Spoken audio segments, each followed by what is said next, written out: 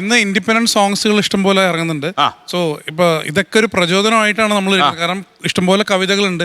ഇതൊക്കെ നമുക്ക് വീണ്ടും പലരുടെയും കവിതകൾ പുറത്തു വരാൻ ഇതൊരു പ്രചോദനം തന്നെയാവും. അല്ല, എനിക്ക് തോന്നുന്നത് അറിയുമ്പോൾ നമ്മളിപ്പോൾ മലയാളത്തിൽ ഇപ്പോൾ ദാസേട്ടനൊക്കെ പാടിയിട്ടുള്ള ചില ജി ശങ്കരക്കുറുപ്പിനെ ഉൾപ്പെടെയുള്ള ജി ശങ്കരക്കുറുപ്പ് പോലുള്ള മഹാകവികളുടെ കവിതകൾ പോലും പാട്ടായിട്ട് വന്നപ്പോൾ എത്രയോ ആളുള്ളത് ആസ്വദിച്ചു.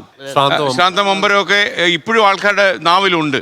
അപ്പോൾ അത് ഒരു പക്ഷേ ഈ മുരുകൻ കാട്ടാക്കട പറഞ്ഞോലെ ഇപ്പം നിങ്ങൾ നമ്മുടെ പുതിയ സൗണ്ടിങ്ങിൽ വന്നാൽ പോലും അതൊക്കെ തലമുറകൾ കടന്നു പോകും. ഇപ്പൊ ഇങ്ങനെ ഒരു കവിത ഉണ്ടായിരുന്നു, അല്ലെങ്കിൽ ചില കവിതയും നമ്മൾ ഉള്ളതായിട്ട് അറിയില്ല.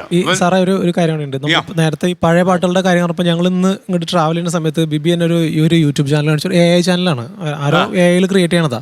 നമ്മുടെ ഈ പഴയ ഒരു 2010 ബാക്കിലേക്കുള്ളതും 2010 ബാക്കിലേക്കുള്ള സോങ്ങുകൾ, അതായത് നമ്മൾ ഇപ്പം ചിലപ്പോൾ ഇപ്പോഴത്തെ ഏറ്റവും ഒരു 15 വയസ്സുള്ള പിള്ളേർ അല്ലെങ്കിൽ താഴേക്കുള്ള പിള്ളേർ കേൾക്കാൻ സാധ്യതയില്ലാത്ത പാട്ടുകളെ ഈ സൗണ്ടിങ്ങിലേക്ക് AI വെച്ചിട്ട് ഒരു പ്രൊഡ്യൂസ് ചെയ്ത് രണ്ടാമത് ആ സൗണ്ടിങ്ങിലേക്ക് ഇറക്കിയാൽ ഇറ്റ്സ് അമേസിങ്. ആക്ച്വലി ഭയങ്കര ബ്യൂട്ടിഫുൾ ആണ് കേൾക്കാൻ. എന്നാൽ പാട്ടിൻ്റെ സോള് കളയാതെ കംപ്ലീറ്റ് AI തന്നെ സിങ് ചെയ്തേക്കണേ. അപ്പോൾ പല പാട്ടുകളും AI തന്നെയാണ്. അപ്പോൾ കണ്ടു ഞാൻ മിഴികളിൽ ആ പാട്ട് അങ്ങനെ റീക്രിയേറ്റ് ചെയ്തേക്കുക. അത് 90s പാട്ട്, അന്ന് ആ സാധനം അങ്ങനെ റീക്രിയേറ്റ് ചെയ്തേക്കണത് ഭയങ്കര ബ്യൂട്ടിഫുൾ ആണ്. അത് ഇപ്പോഴത്തെ സൗണ്ടിങ്ങിലാണ് കേൾക്കാൻ ഭയങ്കര രസമാണ്. ഒന്നുകൂടെ പഴയ പാട്ടുകൾ, പുതിയ പാട്ടുകൾ മോശമാണെന്ന് നമ്മൾ പറയുന്നില്ല. ആ പഴയ പാട്ടുകളിൽ ആത്മാവിൽ നിന്ന് വരുന്ന ഇന്നും ജീവിക്കുന്ന ഒരു അനുഭവം നമുക്ക് ആസ്വദിക്കാൻ സാധിക്കും.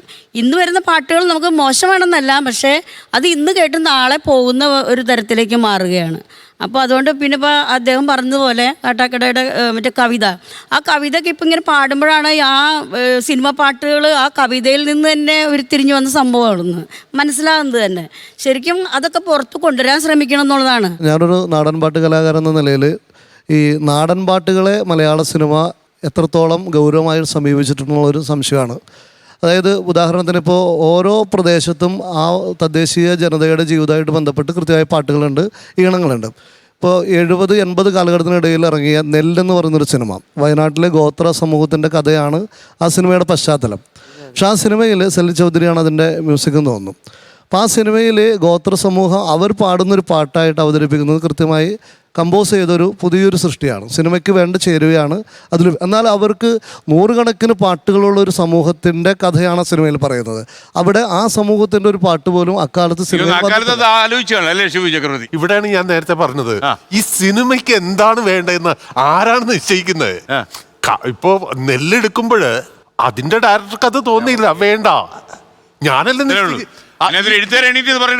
ഇത് ഒരു കൃത്യമായിട്ട് ഒരു സിനിമ ഡയറക്ടറുടെ അയാളുടെ നിലപാടാണത്. അങ്ങനെയാണെങ്കിൽ ഒരു കാര്യമുണ്ട്, ഒരു ക്ഷേത്രവുമായിട്ട് ബന്ധപ്പെട്ട ഒരു സീൻ ഷൂട്ട് ചെയ്യുമ്പോൾ അതിൽ വേറൊരു മതത്തിന്റെ മ്യൂസിക് ആയിരിക്കില്ലല്ലോ ഉപയോഗിക്കുക.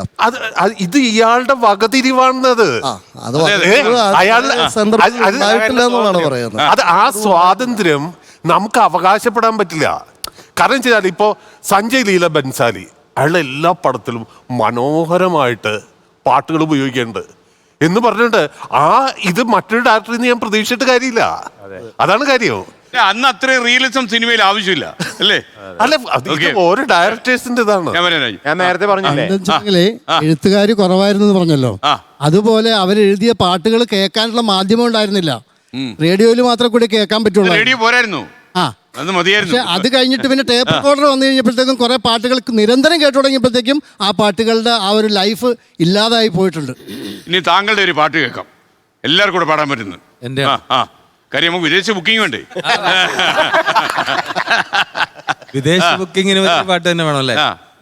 ആദ്യത്തെ ബുക്കിംഗ് വന്നാൽ എന്നെ ഫോൺ ചെയ്യണം തീർച്ചയായും. ഫസ്റ്റ് ബുക്കിംഗിന് മാനിക്കാത്തിടം ചെല്ലരുത്, മാനം വിറ്റ് ഉണ്ണരുത്, മാനിക്കാത്തിടം ചെല്ലരുത്, മാനം വിറ്റ് ഉണ്ണരുത്, മലർന്നു കിടന്ന തുപ്പരുത്, ഇരിക്കും കൊമ്പ് മുറിക്കരുത്.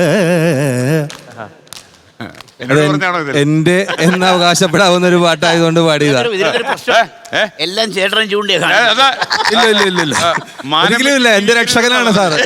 എന്നെ രക്ഷിക്കാൻ പോകുന്ന സാറിനെ ഞാൻ അങ്ങനെ പറയില്ല. മനസ്സിലായി. സാറേ, പറഞ്ഞു. നമ്മൾ സ്റ്റാർട്ട് ചെയ്തത് ഇത് പറഞ്ഞുകൊണ്ടാ സാറേ, ഇപ്പോഴത്തെ തലമുറ മലയാളം പാട്ടുകൾ ഇഷ്ടപ്പെടണേ. അതിന്റെ കാര്യം ഞാൻ പറയട്ടെ സാറേ, ഞങ്ങളെ പോലെ കുറെ ഓൾഡ് ഈസ് ഗോൾഡ് കാരണന്മാരുണ്ട്.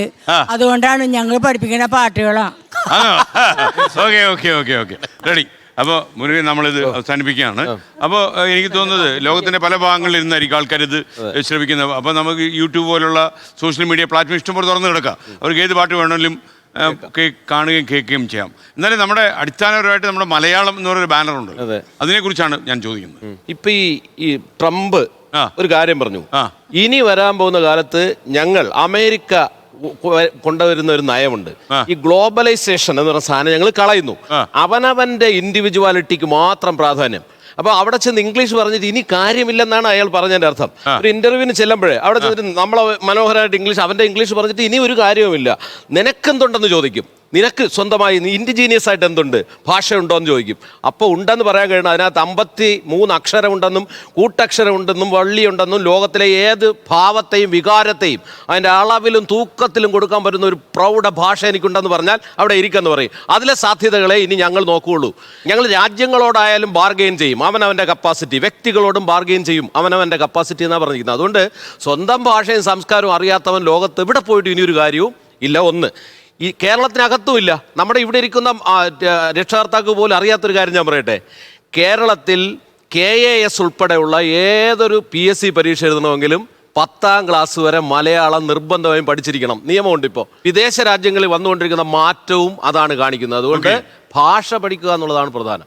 ലോകത്തെവിടെയായാലും ഏത് സമയത്തും 24 വാർത്തകളും ഓഗ്മെന്റഡ് റിയാലിറ്റി പാക്കേജുകളും എക്സ്പ്ലെയിനറുകളും വിശദമായി കാണാൻ ഞങ്ങളുടെ യൂട്യൂബ് ചാനൽ നിങ്ങൾക്ക് സബ്സ്ക്രൈബ് ചെയ്യാം.